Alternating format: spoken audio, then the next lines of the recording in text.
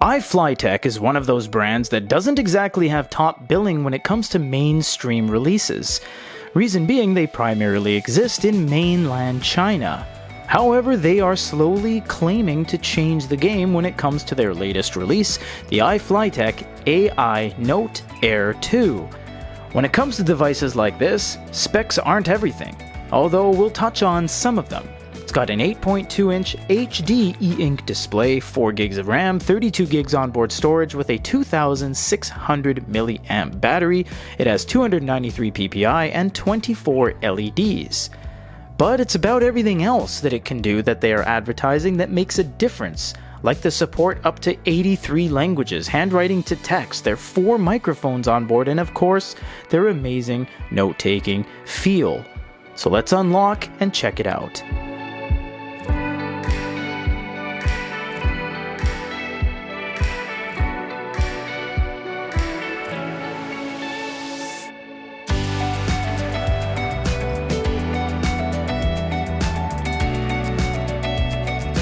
In terms of the way this unit looks, it's gorgeous. They really do have a lot of nice stylings to it. You see, you have this very nice perforated top bar that looks like a gigantic speaker bar from LG or something. It's actually a 4-point microphone array. You have 2 right there and 2 down below cut out at the bottom with a speaker in the top middle. You only have 1 speaker and 4 microphones, so they're really kind of pushing voice dictation over other things. You have a USB-C, you have a power button right there, and you even have some locking points for the shell cover that is not included. You have some antenna, and on the back you have a nice little bump that kind of doubles as a widthwise camera bump. So you have this docu-scan right here with flash package, completely flush, but it is actually risen away with a height difference from the rest of the unit, and it is beautifully stylistically curved up, almost like a skateboarding ramp that goes up to this top plateau. It is genuinely a very beautiful unit. Looking at the pen next, you know, we've actually been covering this pen for quite some time. In fact, we use this pen, the iFLYTEK pen, on nearly all of our videos when it comes to completely fair and to make an even playing field for note-taking. It has beautiful tips, it has a nice button, and an eraser at the back. And you can check our videos if you don't believe us. The iFLYTEK pen has genuinely been one of our go-tos when it comes to stylus pens. It is a gloriously designed pen, and it even wobbles at the back, and they've actually instructed us to tell everybody that this is by design. This is not a mistake. This is to increase eraser sensitivity and accuracy. Throwing this on the scale real quick with no pen attached, we are coming in at 234 grams, so it's on the lighter side of things. And the pen itself comes in at 8 grams, so this is extremely lightweight, as some and most pens hover around the 12 to 15 gram range. I must also add, this is the first device I have ever seen that allows you to choose English and region with this many choices. You can literally choose from any continent and choose any country. What each of them unlocks, we will never know because we're not going to test the differences between all 197 prospective choices, but this is the only device to ever do that. Fitting in line with most mainstream manufacturers nowadays, they don't really have a home screen, although a home screen is subjective. This is their home screen. It consists of notes, schedule, and reading, and if you go to each individual one of these, they're going to look different because they all have their respective elements. This one has a sidebar. If you go to schedule, you have this kind of middle section, and notes is going to be almost a completely open space.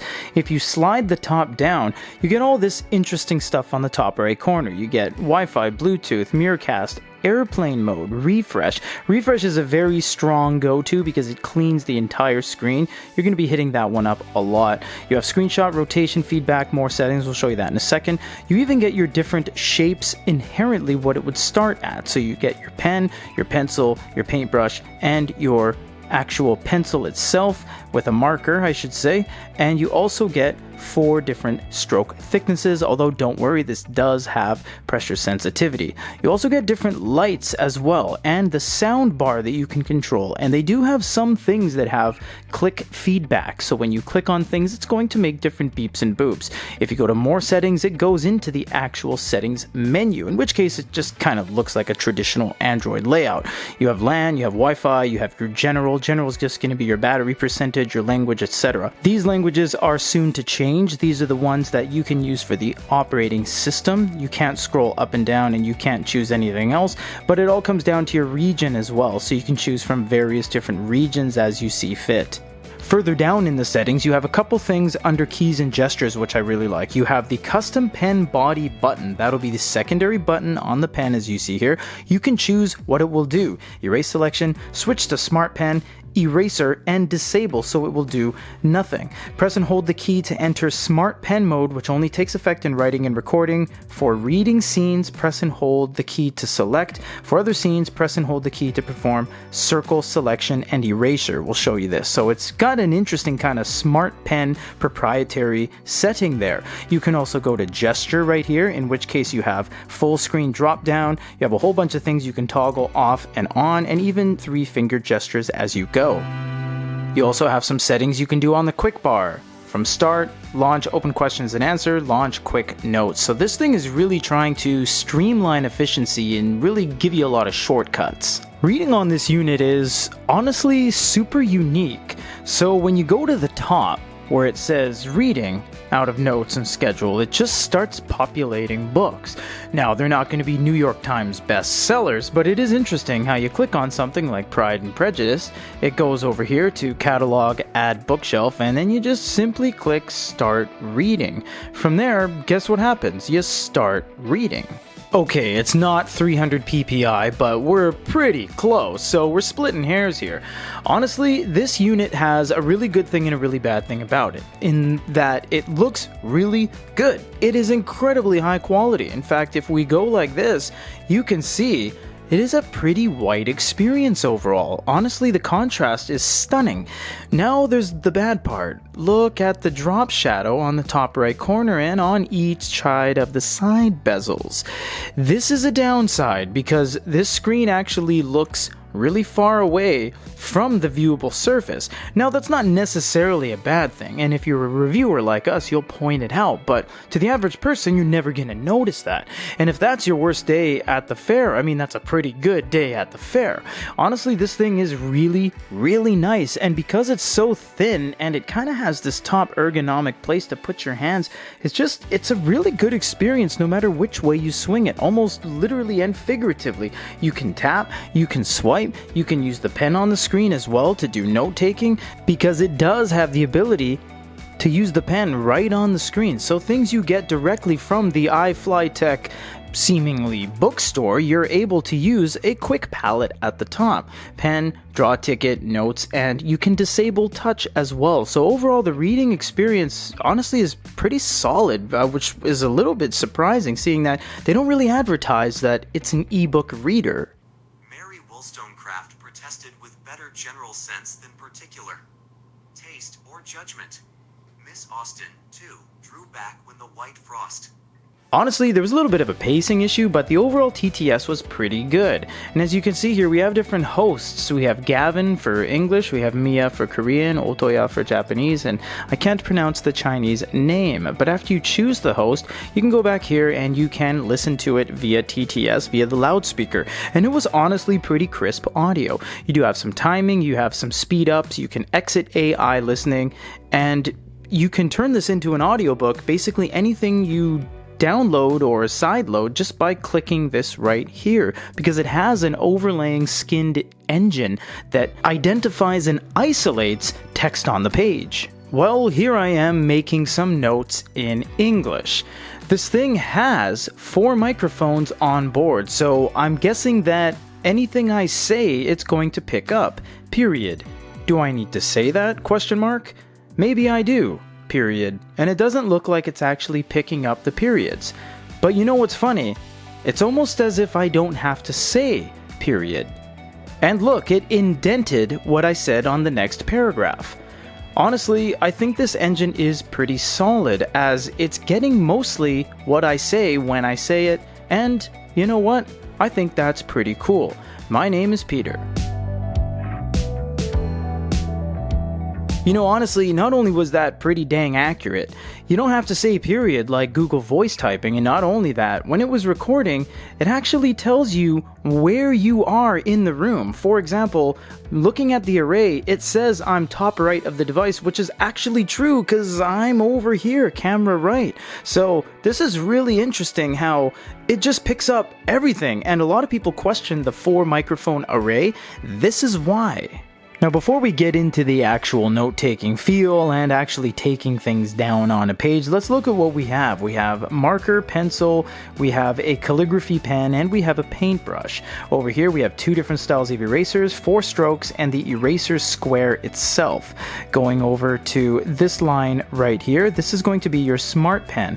This is going to be things where you're able to swipe around and lasso things. You'll have different functions pop up as you circle things. We'll show you this in a second. We have a few more things like OCR, you have export. This one's really nice too because what it does is it saves the page and you can export it via different formats, as you can see right here. You can do web, you can do Word, and PDF. You can do QR quick sharing, and you can share via email, which is really nice. So all you would do is just sign into your account, which they now allow you to do without a Chinese mainland phone number, and you can utilize email from there. There's different shapes you can do as well, and these aren't shapes in the traditional sense where you're making shapes on a screen. These are actually different things like to-do lists. You can do triangle for titles, and you can even do stars for different things as well. Save favorites. You have focused star right there to add things to your schedule, and from there you just go right back over to the pencil and continue writing. Now, what we have to really see is how does this feel to write on, because that's going to be the most indicative kind of pros or cons about this unit. Is it worth buying? Is it good? Does it feel good? Etc. Before we continue, you can actually go up here and choose your templates, and they do have a lot of them. So they have planner, they have documents. You can pause the video at any time if you want to see any of these. They have analysis, they have style, and of course they have health.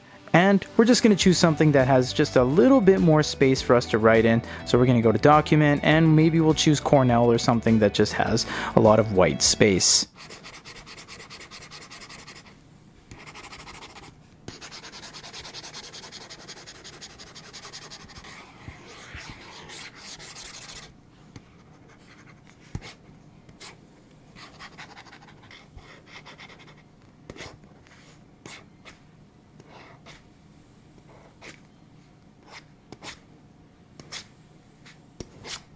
In terms of the pen feel, it's not that grippy. Now, I don't know if they're going for grippy because they're basically using the same tips as everyone in the industry, but it's more on the smooth side. It doesn't exactly simulate paper, although that's interesting because it's kind of a juxtaposing against how quality it is. You can see these lines on the tip of the paintbrush that are fading away and peppering themselves, and they have these little individual parallel strokes that have left this dead space in between each line. It is absolutely amazing how nice it looks. It just doesn't feel like paper. Now, they didn't advertise that it has the world's best paper-like feel in the game. That would go to maybe the Fujitsu Quaderno Linfini shell, but overall it has a very good note-taking feel, and it's a good kind of all-arounder.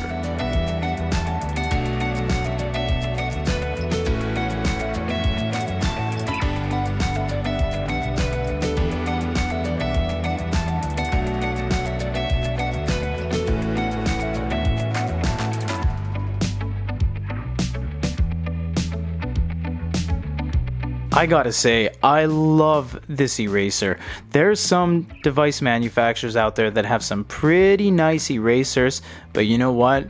This one is so accurate. I love the flexibility of the actual piece of plastic eraser itself, how it wobbles left and right and flexes to give me that realistic feel. It doesn't feel like an eraser by any stretch of the word. That would be the Staedtler Jumbo, as it is actually using rubber. This is simply plastic, but man oh man is this nice And this is so rewarding to just clean your page up. Document scanning can be triggered very easily by simply pressing the document scanning icon. From there, you can take a picture of what you want and do various features afterwards.